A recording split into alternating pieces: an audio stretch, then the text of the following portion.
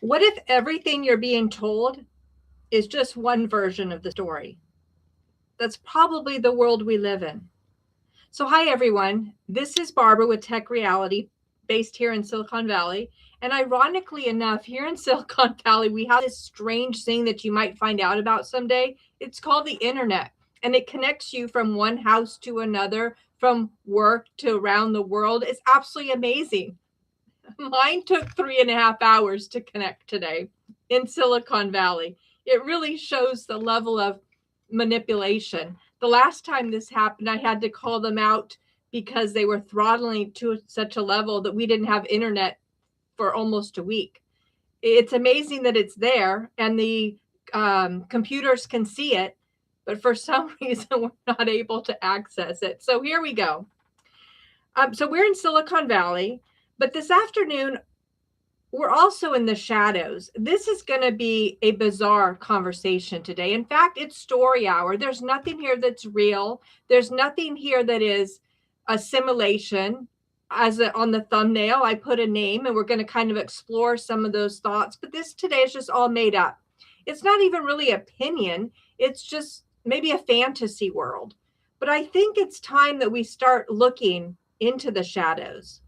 So again, we're going to follow the feed, follow the money, follow the behavior, because when stories stop making sense, someone has to say it. So this afternoon, this is not a verdict. It's not an accusation. And it's really, again, that I said, I'm just going to repeat this again. It's a wild story hour where facts, contradictions, and unanswered questions collide. So I want to start here. There are two radically different public versions of EK, and they don't reconcile easily. A second, if we can call it a fact, dozens of employees who are publicly called family, multiple times they were family and protected and loved, and don't talk to them because they're family. Say the relationship actually is distant and cold at best. It's not the turning point that they signed up for, certainly not alongside the strong leader that they love to support the vision and the mission. And this ended so abruptly. Another point, at the exact moment questions increased, silence was legally forced. Cease and desist letters have been rampant. And if answers come in, they don't seem to match reality. So what is the twist? When people tell you not to ask questions, it's usually because the questions are landing absolutely too close to the truth. So this afternoon, we're going to ask anyways, but we're going to ask in kind of a whimsical way. No finger pointing, no truth here. But let's see what we can come up with. So the number one thing that we're looking at is, are there two EKs? Let's start with the thing that people keep maybe tripping over.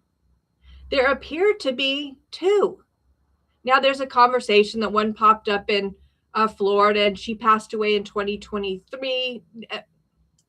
Okay, that's not where I'm going here today, though. There seems to be version A and version B. Maybe it's like in technology, we have A-B comparison. Version A is very reserved, traditional, quiet, faith forward, and claims years of solitude, not dating for 5 years before meeting Charlie. She just didn't have time for that riffraff. And yet, EK version 2, or the B side, is outgoing, performative, puts on a persona. On stage in an Elvis suit, pyrotechnics, Nicki Minaj energy, confident, theatrical, center stage presence. In fact, I'll tell you, I am extremely impressed with her on-camera presence. Her ability to stand in the room and command 100% connection make people step into her world. It's a master of the moment and the environment. She can change an entire room and have it focus on her in an instant. And this is learned. But it's something inside of her as well that is wanting to have that level of presence, or for many, a manipulation. So neither version is necessarily wrong on its own, and people evolve. People contain multitudes of different personalities. They'll have a work personality, a party personality, a mom personality, a dad personality, a work, whatever it is, vacation personality. In Vegas, what happens there didn't happen, or whatever that saying was, that personality. But here's the problem. She stated publicly that she didn't date for 5 years before meeting Charlie. She stated this in front of Barry Weiss for the one live full question and answer session that she had. And that was odd, because that's not what the facts show. So let me look here and see.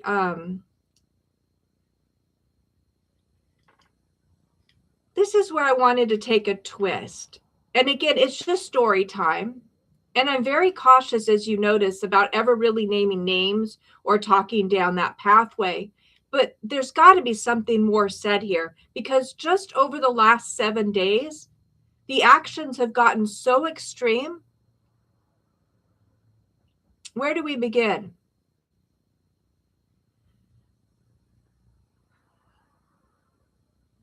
This episode, I guess I'm supposed to say, is opinion, but as I've stated, it's just fantasy, just story hour, just kind of a bumping around or stream of consciousness thinking out loud, and then it'll disappear. Again, not meaning to make accusations or verdicts or decisions or point fingers, but asking even deeper questions. And I mean really deep questions, things that we don't want to talk about in society, because when questions are forbidden, that is usually the story. So yesterday, Barron cracked something open.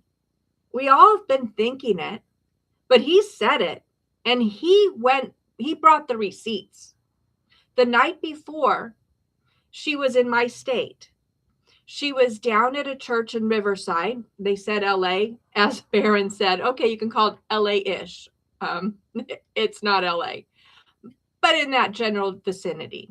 And when you fly a private jet, I guess it doesn't matter. It's just that part of the world. It could have been San Francisco if it was in this region. But what's interesting is he pointed out a history of human beings, facial movements, smiles, the way that eyes light up, and as we talk about, are the soul to the world. The way that if you walk up to a stranger who doesn't even speak your language or understand your culture, but you've got a smile on your face and your eyes are lit up, there's a kindness there. Maybe I want to be your friend. Versus an anger or a growling motion or squinted eyes that just draw the face down. Somebody could see that there's an emotion behind that, and maybe fear will bring as an emotion up to them. But Barron went through this in his opening because pattern recognition is important. This is a safety feature that we have. We can learn to either walk away or run, or hold out our hand and give a helping hand. Yet we've been witnessing just crazy eyes. They're like popping out of the head. Contradictions and public narrative that just doesn't match. It's weird. Private testimony is extremely different than what we've all seen. And this is beyond gaslighting. There's something else going on there. So I'm asking one question. Why do there appear to be two completely different EKs? Why? And as the thumbnail asks, will the real one please stand up? And how will we know which one is the real one?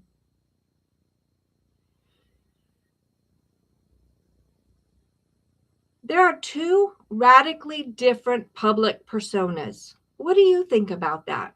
I'm interested to read the comments on this one, because this is going to get wild pretty quickly. The personas have been very different over the last decade, or maybe even into 2 decades, but they're all fairly recent. I would really push it out 10 years.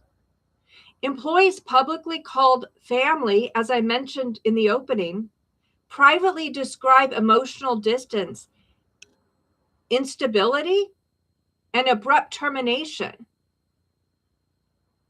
As scrutiny increased, legal pressure increased for non-transparency. And when the story needs protection, it usually means it cannot survive daylight. So what lives in the darkness? It's not good. Let's turn on the lights once again and bring the daylight. So the two Erikas. Let's establish the contradiction, as I mentioned a few moments ago. Let's go a little deeper here. And maybe if you've got one of those Ben Franklins on your paper with 2 columns, version 1, or what I just referred to as side A, reserved, traditional, faith-centered, soft-spoken. Remember, she would even under her breath kind of softly repeat her words. It was odd. But it was meant to be pious, maybe? The image of the woman who waited quietly for love. This is what we've seen and been meant to believe. She told Barry Weiss openly, so that everybody could see, that she did not date for 5 years before meeting Charlie. It just wasn't her thing. Yet statements matter. It wouldn't have mattered to anybody if she said, yes, I dated a lot of men. Yes, I've been engaged. Yes, that's part of our history. We grow, we change, we have experiences, but that's not what she did. And the facts have shown otherwise. Not because dating matters, but because the lie matters. The claim is different than the evidence. Okay, what about version 2 or side B? If an A-B comparison here. It's been documented over years, outgoing, performative. She even told the crowd where in front of Barry Weiss, and also on another interview where she was on the stage with Charlie, that if you want to marry a Charlie, you have to play that role, be that person. She understands what acting is. She's social and romantic and confident and has very outgoing outfits. There's not one thing that she's been wearing that I would find in my closet. Although, quite honestly, I'd love to be a lot more bold and outgoing. I don't have any Elvis clothes. She has public displays of extreme affection, calmness with her hands, and hugging and kissing as she goes from one costume change to another. Excellent stage presence, sequined outfits, pyrotechnics, and seriously, Nicki Minaj, that didn't go over for Kamala with whatever rodeo that was. Why would we think that we would want that on a conservative stage? And these aren't subtle differences. These are opposite identities, like an identity crisis. People change, but they don't usually rewrite their entire past unless past conflicts with a new narrative. So the question is actually quite simple. Why lie about something that no one would have cared about? In fact, people sincerely want to know more. They want to support her. They want to support her so much that in the last 90 days, I had heard 100 million, but I've now heard a new benchmark at $250 million flowed into her company, which is a nonprofit, so it's not really her company, but that's how we're perceiving it, to support her in the mission and to make sure it continues. Now, I haven't seen this, but I heard there was a GoFundMe up for her. I don't think that's true, and I couldn't get evidence of it. But people want to give her money, want to support her. There's been notions that donors have given money specifically to her children to make sure that they're taken care of for life. The money is rolling in.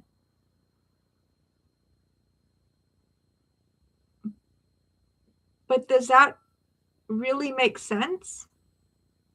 She doesn't have to leave her home. She doesn't have to leave her children. She can be a real mom to those kids who just lost their father. And yet the money and the grab for money seems to be a greater push. And here I will use the word pride. I think pride has gotten in the way. So I want to look at a discovery segment here where lying about small things isn't so small. There's a rule in investigative journalism. People lie about small things when the big thing depends upon it. If she had said, I dated, I lived, I had relationships, no one would have blinked. That makes sense. Instead, she offered a narrative of maybe isolation and purity, trading time with friends and drinks, which we saw, for coffee and brunch. We have no evidence of that. I'm not saying it probably didn't happen, but there's evidence that the other did. So why? Because it fits an image. It fits a role. It fits a story. She has openly spoken about acting the part, wearing the right clothes, presenting the right way, and becoming what was expected of her. She knew her role and she stepped into it. She sold herself to make sure that Charlie believed the role that she was playing. But the thing is, in my understanding of Charlie, he didn't care about performance. He cared about people. He got on stage not to be prideful and make the moment ever about him.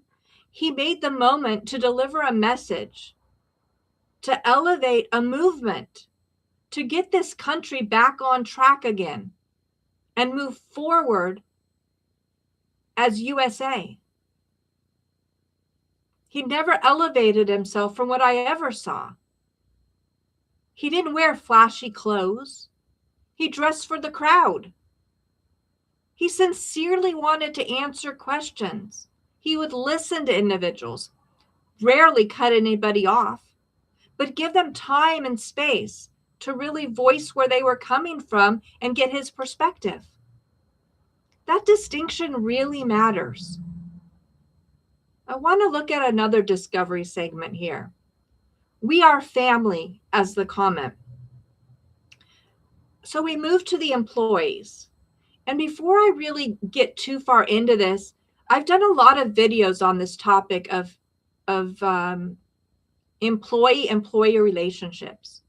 From what I've experienced, especially with the manipulation in Silicon Valley, it is the ultimate codependent relationship because an individual cannot survive, especially in Silicon Valley, in a home. Even homelessness is getting difficult. But I guess unhoused, whatever they want to say that. But you get a job that allows you to survive. It isn't just about a bigger home for many. It's about having the ability to pay for rent in an apartment, having the ability to put gas in the car, having the ability to buy food for your family. In Silicon Valley, there's a high percentage of individuals who have more month when the money runs out. They just can't stretch it on what they're making. I see this over and over again. So the codependency happens. They work harder. They get more education. They go out of their way to show their employee that they're the one. This was really important to them. No matter what, they're a team player. Meanwhile, being manipulated and removing the knives from their own back. So as EK comes out and says that this is her family, they've gone through a lot. How do you do this to family? You and I have either gone through or known somebody that's been laid off. For whatever reason, the company chooses to right size. often they're doing fine financially. They're just shifting the chess pieces on the board. But for whatever reason, they right size you. It hurts. There might be a severance package and even an instant of, yes, I'm free. I knew this wasn't working. I did my best. Now I can do something else. But the reality is the fear comes up. Even if you get another job, you're starting at a bottom ring. You don't start higher. You start lower. You have to learn the ropes to skip and the ropes to jump. You have to learn the new culture. You have to learn all the players in the game, how individuals want to be treated and talked to, and those, quite honestly, to avoid. You don't keep getting bumped up in layoffs. That's not the way it works. And for many, that severance package ends long before another opportunity comes along. And the older an individual gets, sadly, there are no more opportunities. Yes, you can be used. Yes, you can be an employee somewhere else, but you're never treated the same or with respect or with the intelligence or the education you actually have. You're just taught to be grateful that somebody else is at least giving you money and constantly reminded that you are disposable. That's not the world that we're creating or we live in. When we choose to work for an employer, there's at will. We understand we can be let go at any time, but what we don't understand and we don't expect is we can be let go because of mass manipulation or greed.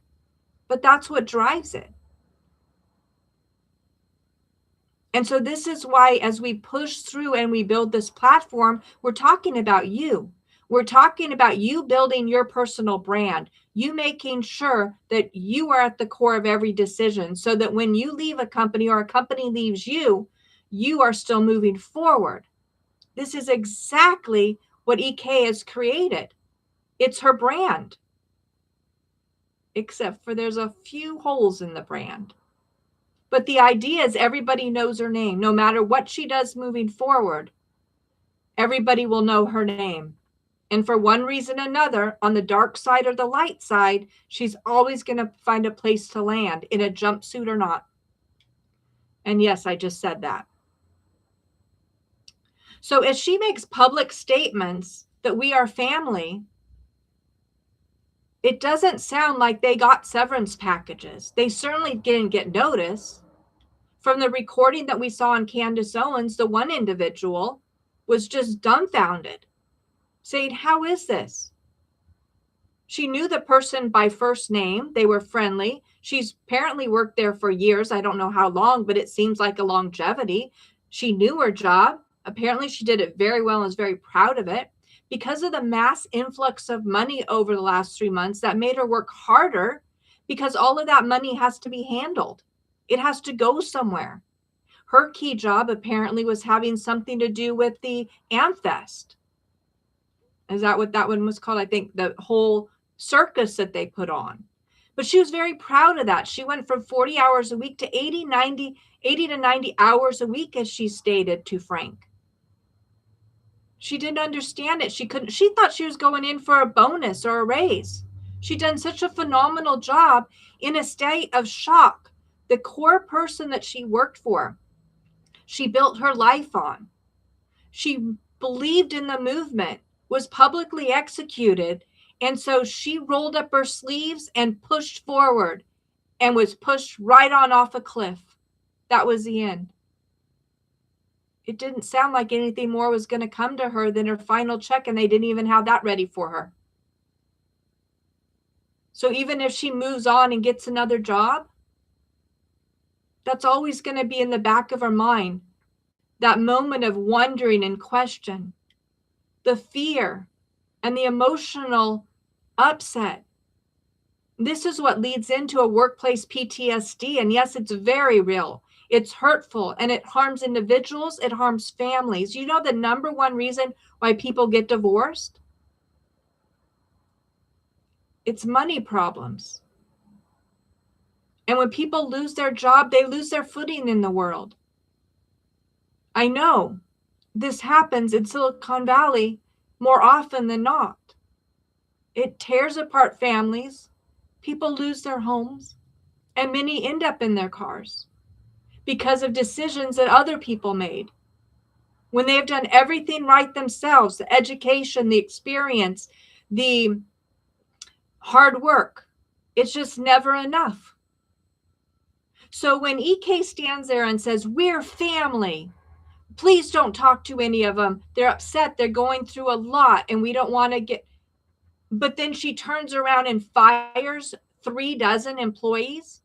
In the same week, she's having an attorney send out cease and desist letters to anybody asking questions, anybody that has gone and looked at federal financing, federal filings on their finances. They're to shut up and not move forward.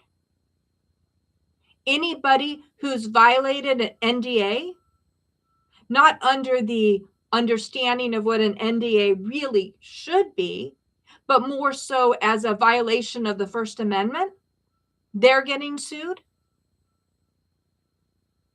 How about this geofencing conversation? I talked about this in the last video. Manipulating more than 4 million Christians in the United States? What, are we family too? And I contacted my church last night and found out, yes, TPUSA will be on our campus in April. I have suggested that they do their research on that one. So as the employees say, no, we're not being treated like family. And then they say, no, we weren't treated like family post-September. Everything shifted in that organization. So let's just slow this down a moment. Again, these were not casual workers. In nonprofits, you usually get a distinct group of individuals. You have the executives, which we see are, well, not here, of course, but in some organizations, there's money laundering and LLCs created and additional money pulled other than what is offered in a W-2, but we didn't see that here, of course. But the casual workers, the family, the actual ones that roll up their sleeves and clock in and out every day, they were on a mission. This was from their heart that they were doing this. Their heart was just broken. When you're working 80 to 90-hour weeks, these are people, again, that believed in something bigger than themselves. They believed that they were affecting change and it mattered what they did. They helped build national chapters. I think their chapters more than doubled over the last 90 days. It's massive.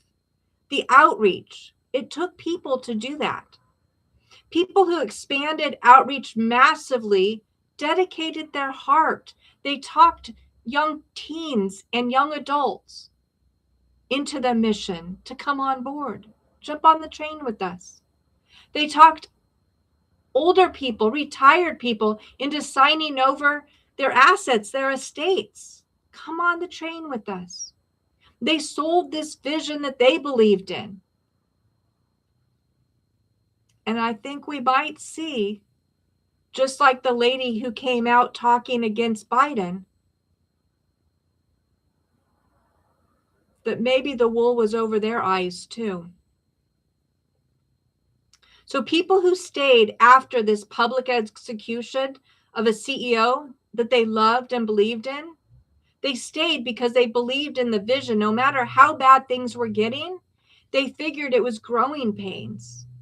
And to stay with it, it would come out to the other side of being a bigger, better, massive organization. And they wanted to continue to be part of that family that they were told they were part of.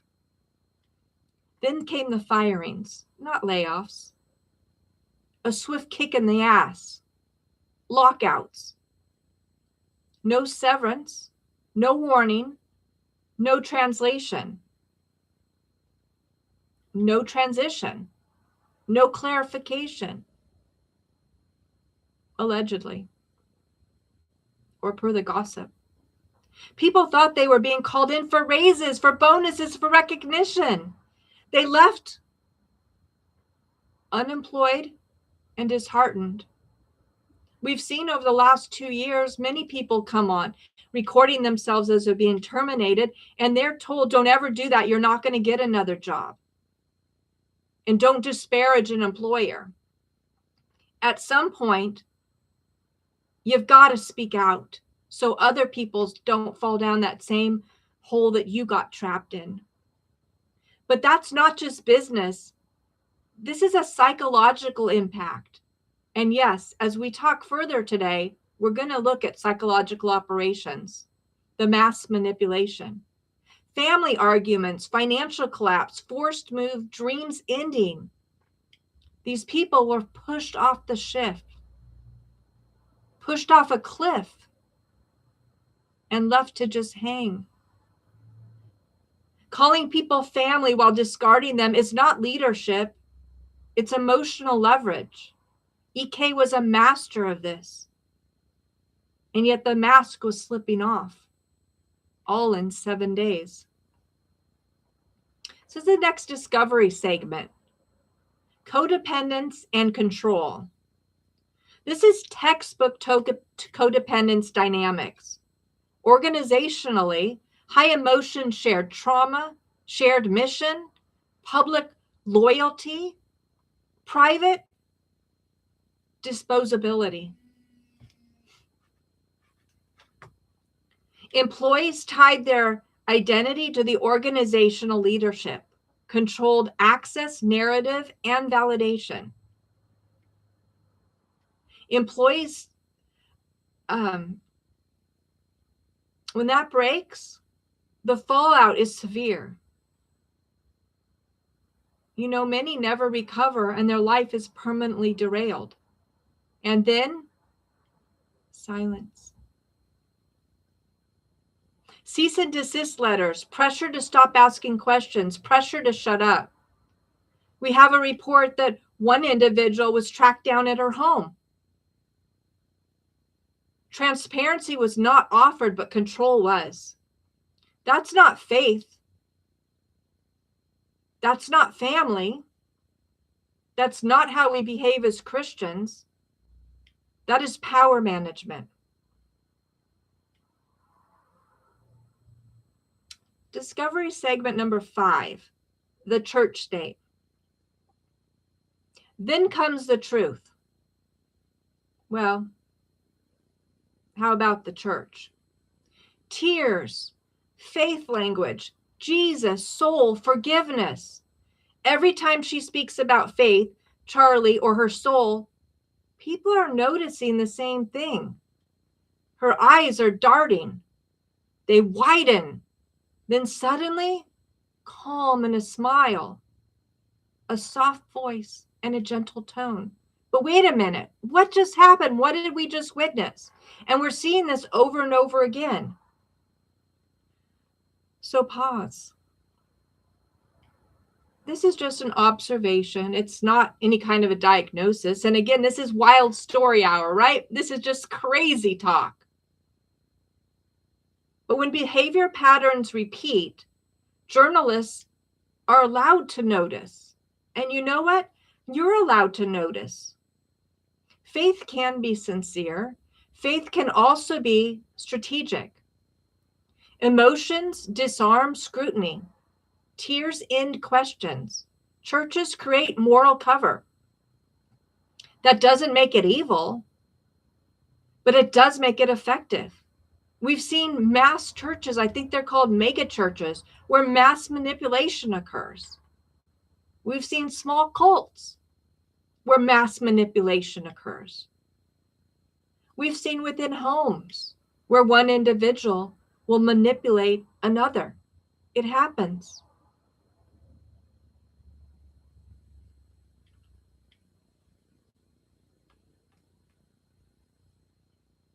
Not all from the church are godly.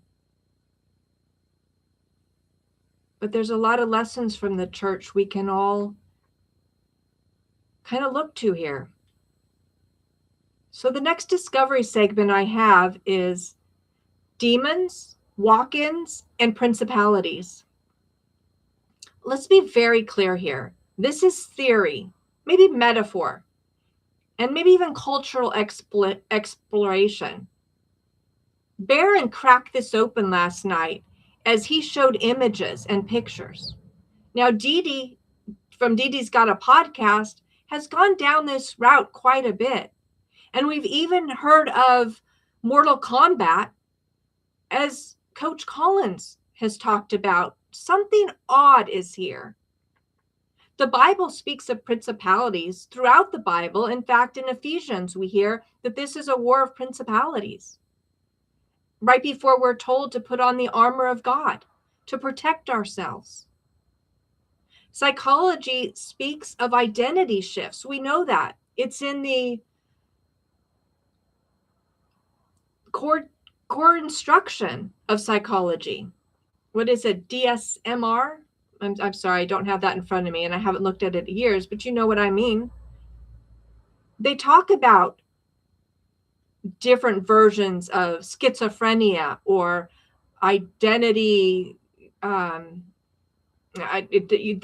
words go on and on of shifts in reality for individuals within their own body. And you know, folklore speaks of walk-ins.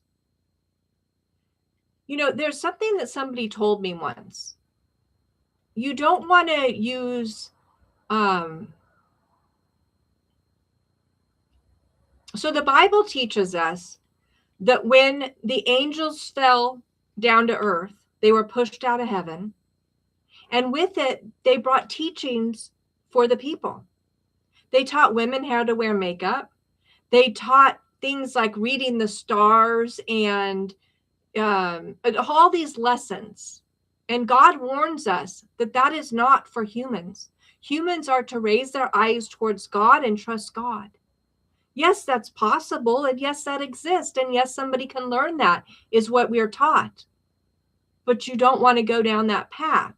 And to bring it home, somebody once explained to me that if in fact your car is in your driveway and you leave it unlocked, you know, for the most part, nobody's going to touch it. People will just walk on by. And even if they see that the little button is up, nobody's going to touch it. At best, if they happen to see you, they might say, oh, did you know the car's unlocked? I mean, that's what's going to happen. But every once in a while, there's somebody who walks around the world looking for mischief. And they're the one that happens to see an opportunity, even if they may not have gotten out of bed that morning looking for one, and they slide on in the car and steal it. So when people are using Ouija boards and crystals and different things that open themselves up, who is it that comes in? It's probably not the kind, honest entity, but an entity that's looking for an opportunity. I say this because we're warned not to use the different boards I just mentioned and the different tools that can be referenced. But in all of the different social media posts, there was one that really struck me. It was an image, but it appeared to be a video clip where EK had her hands around what was literally a ball made of crystal with a laughter. It was something jovial about it. And yet it struck me as odd. Was she playing with something that allowed for a walk-in? I've got some tags on that I'll come back to in a few moments. But a walk-in by definition, let me back up here. Modern culture speaks of ego, inflation through power. We know that the devil himself roamed the planet and offered the world to Jesus. And Jesus responded, "Get thee behind me." What about humanity? Over the last 4 or 5 years, while many of us were locked in our homes, struggling to keep our jobs or to find the next job, an immense amount of wealth was transferred, unlike what we've ever seen before on this planet. And the number one income bracket over the last 4 or 5 years has been that of politician. How do you go from debt or 50,000 in your account to $30 million, Ilhan? Just a question. But you can look through any number of the people in Congress. How did that wealth explode so much when they were controlling the narrative, controlling the manipulation? My bank account didn't grow to over $30 million or $250 million, Pelosi, or wherever we're at with that. Or TPUSA. How did all this money get extracted? We know it was printed. But not only did my bank account not fill out, I lost access to 3 different bank accounts. I have pseudo access to one where I at least have a communication route, but I can't move any money. The other one I still can't access at all. And one graciously I was allowed to use again. That's very different. And yesterday I mentioned that because of geofencing, I wasn't privileged enough to allow my property taxes to be paid. That just seems kind of odd. So a walk-in, by definition, is the idea that a person undergoes a radical personality shift after trauma or access to power. Do I know what happened here? Absolutely not. This is Wild Story Hour. Do you know? Somebody has to know. Is there evidence of a dramatic change over time? Yes. Does it make sense? Not at all. Is there a great reward of power and wealth and extreme pride being demonstrated? Absolutely. There was even a social media clip that I mentioned with a ball made of crystal. Now, this can be discounted as AI or irony. I've seen a lot of AI. I've seen a lot of the voiceovers. I don't ascribe this one to AI. There's something there. But when patterns stack up and people start asking strange questions, not because they're crazy, but because nothing else explains the shift. What is it? Are principalities actually involved? Here's the next discovery segment, the very human explanation. So let's land this here. No demons, no spirits, no metaphysics, no new age, just power. What if someone whispered, act the part, marry the man, live the image, and access untold wealth? It would be like rubbing the, I want to say container, but the little teapot that the genie lives in. Make 3 wishes. It'll be your command. She got a taste and wanted more. People have planned crimes for less. People have destroyed lives for less. People have ended careers for less. Ending the careers of 36 people is not supernatural. It's ruthless. Geofencing over 4 million Christians and 277,000 at the memorial is ruthless. Why do you need that level of manipulation? And ruthlessness doesn't require evil, only incentive. The next discovery segment here is forgiveness versus truth. EK stood on a stage in front of the world, 277,000 people there, including top politicians in this country. The security bill alone was massive. Yet, She lied to Candace Owens to her face.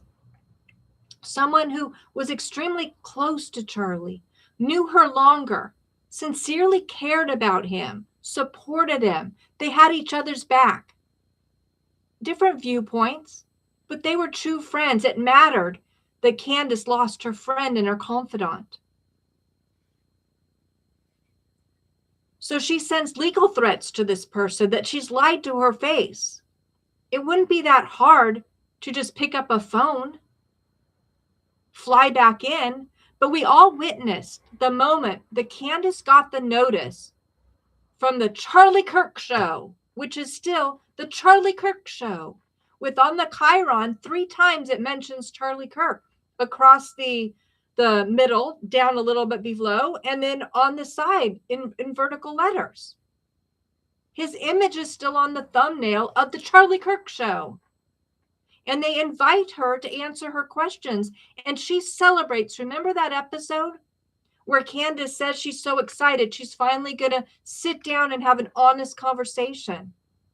And then they pulled the rug out from under her and said, no honest conversation for you. And then she was meant to agree to a truce. She would say nothing and bite her tongue.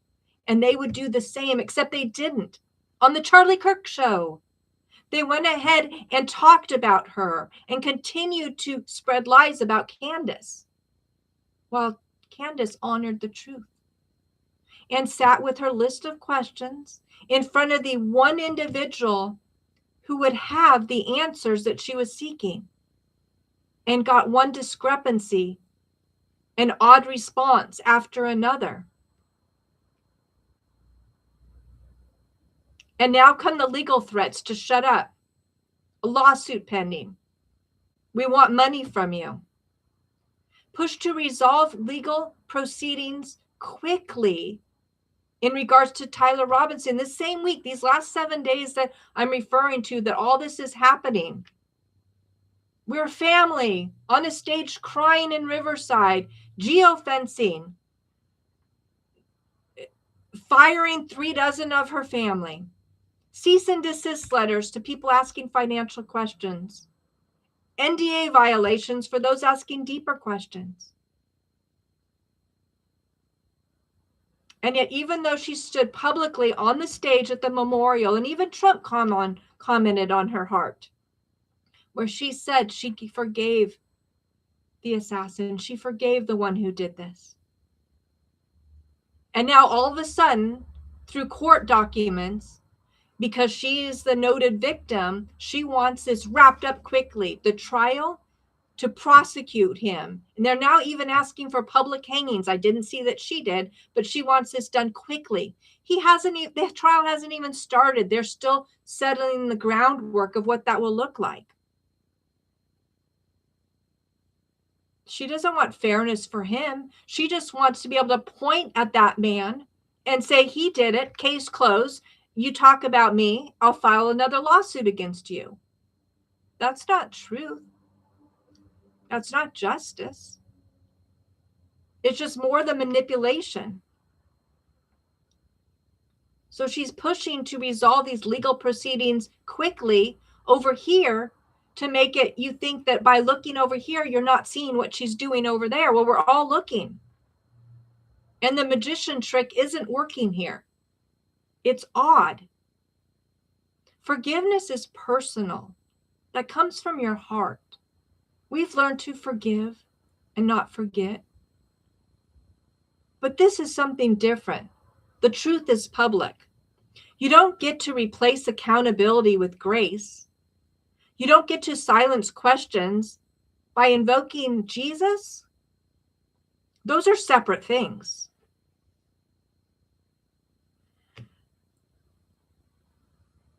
So I've got some tabs I want to look at, but I want to conclude this part of the Wild Story Hour first. And thank you for going on this Mr. Toad's ride with me.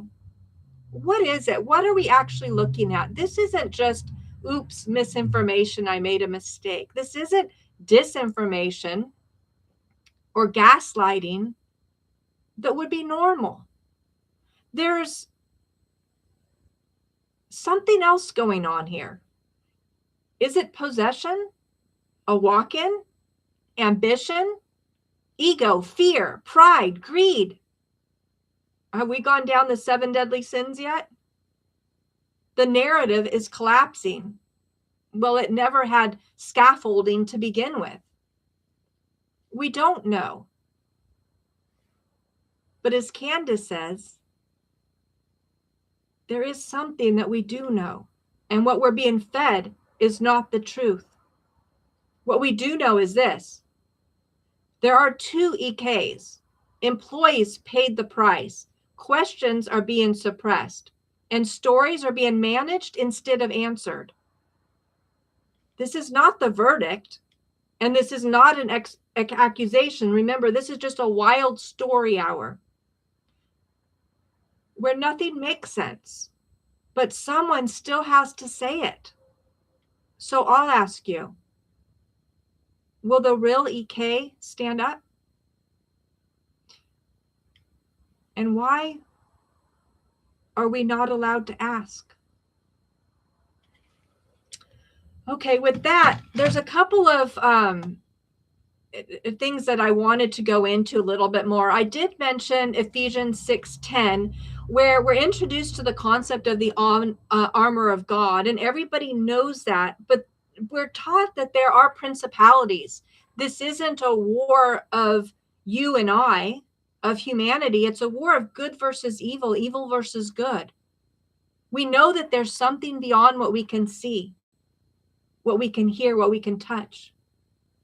It's hard as a human to comprehend what that is, as we don't have a memory of that in most cases. But it seems that some individuals are able to see the other side and come back. There is something else, that this isn't our home. Our home is somewhere else. So what is this place? And yes, this is a wild conversation. But what part of this is actually wild? So in Ephesians 6, we're taught because of that, we need the protection of God himself to put it on, to protect our entire body. And he gives us the 7 tools to do that. Discernment is one of them. Now, the Catholics, as have come up quite a bit in this conversation, I'm not that aware of. I enjoy going to beautiful churches. I enjoy the occasional routine or ritual. That's not how I grew up, and that's not the church I go to. It's much more casual with your own Bible that you read. And you sing praises because God apparently loves the voice of his angels. It's uplifting to move out from where you are and focus on a higher power. And yet Catholics very much believe in demon possession. The Bible speaks of the We Are Legion story. So I asked ChatGPT, let me see what it says here. To identify signs of demon possession, according to the Catholic beliefs, this is what ChatGPT told me. Consider the following indicators: extreme aversion to sacred objects, a strong dislike or fear of holy items, the crucifix, and blessed water. I don't know. Did anybody splash water on the witch in Oz? What happened? Unexplained physical strength, exhibiting strength beyond normal human capacity, especially in vulnerable individuals. Where did they get that strength to lift that car, to push through that wall? Altered personality, sudden and drastic changes in behavior, personality, or temperament. Whoa, where'd that person come from?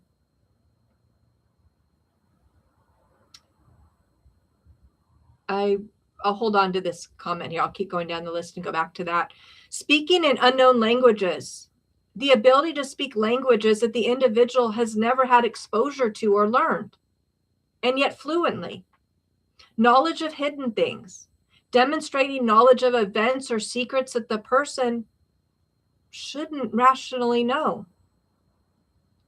convulsions or uncontrolled movements, experiencing violent convulsions or movements that seem beyond voluntary control. What AI came back with? Well, we haven't seen those yet, right? But is there something there? I'm just asking. I asked what movies we have seen this in common society. Wow, the list is long, and I haven't seen any of these movies. I couldn't handle it. But the 1973 movie, The Exorcist, came up top on the list, a classic horror film about a young girl possessed by a demon and the priest who attempted to save her. The Conjuring of 2013, The Possession of 2012. The list goes on and on. Apparently there's 35 best ones and 80 scary ones that highlight this topic. Is it only in the movies? Is there any grounding in reality? What about the concept of a walk-in? Stephen King explored this. He speaks of walk-ins several times in books 6 and 7 of the Dark Tower novels. But King's walk-ins are usually physical travelers or when they possess another body. See if that'll open up more. It looks like it's not giving me more here. And this is where I talked about the concept of leaving your car. Who's looking for the opportunity to step in your soul or take over? I don't even know if your soul moves out. I don't know how that happens. Let me read this part here. Walk-ins usually occur when the person is very ill. The illness is often very severe and life-threatening.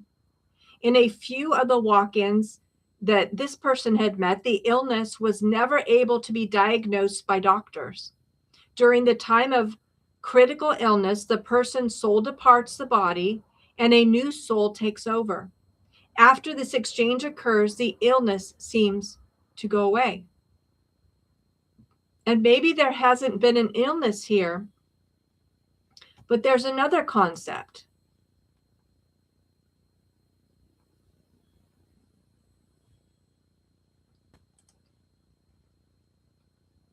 So I once met a person whose eyes would literally roll back in the head and black spots would appear. It was terrifying because the attacks wouldn't stop.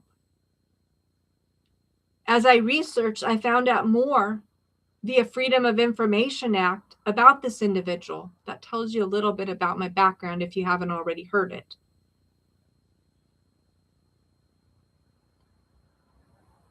Something would shift in that individual, and it would be an attack on me like a pit bull that wouldn't let go. And then the eyes would roll back, the regular brown eyes would appear, and the person would be back. But where had they gone? What had happened? I have no direct link here other than location of career moves of this individual. But as we go further down this path, we hear Coach Collins talking more and more about Mortal Kombat, with the first initial of each one of those words, and Ultra. We know the mass psychosis and the psychological operations that run. In 2015, I found the depth of what a psychological operation means after my life had been destroyed for more than 5 years. There's a lot of us out there that have been attacked, manipulated, tried to be to the point of broken, to our knees, crying out for our God. And you know what? With the light and the love, we're the survivors. We were allowed to walk through this. But over the last 10 to 15 years, more and more people are talking about this subject. And allegedly, on the board of this particular nonprofit is an individual that co-authored a book.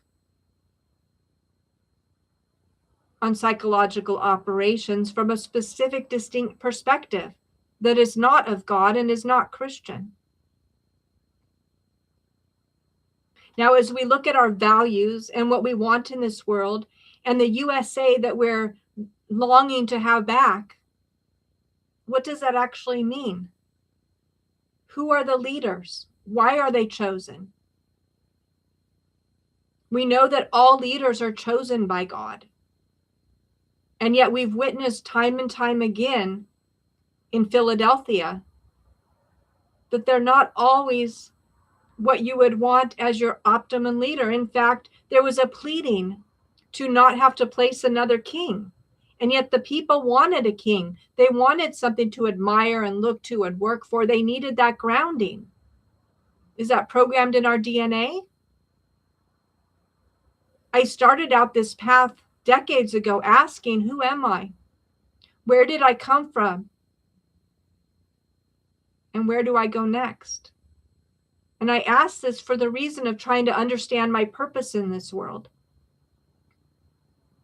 And as we go through times of psychological operations, mortal combat, people reach a breaking point.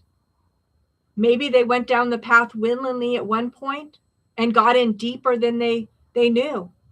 Maybe they willingly signed a terms of conditions, terms of service, a privacy contract, a simple work order that had an extra line in it that required blood. We don't know. But what we do know is there's a lot more to this story.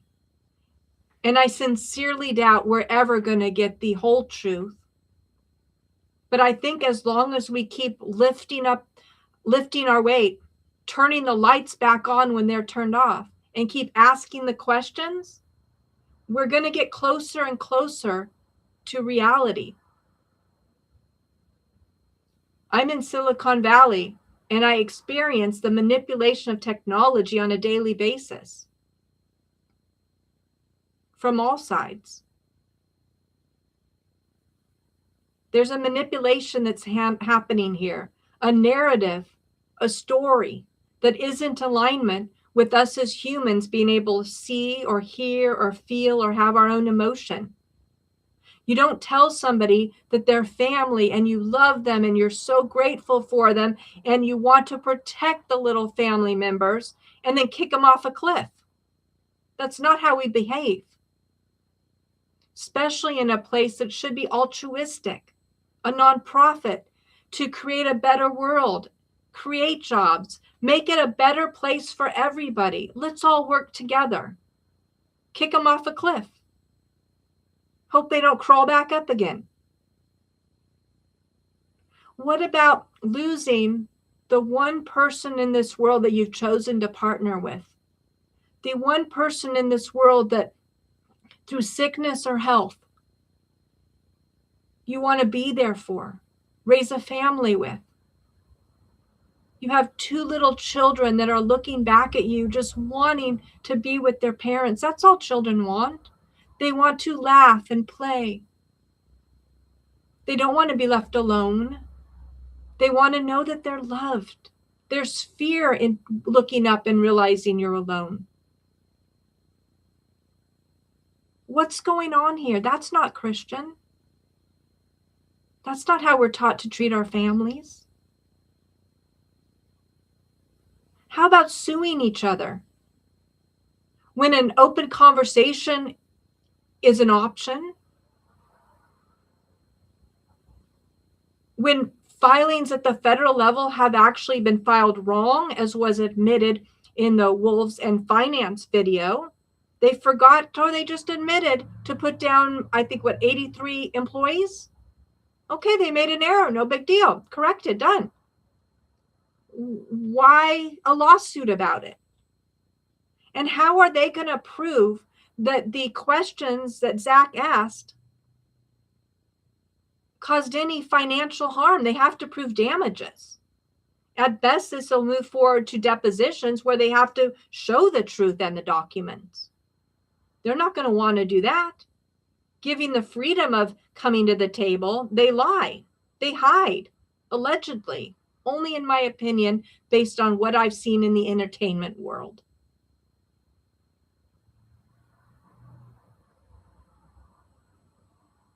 We're definitely in a time where prayer is needed.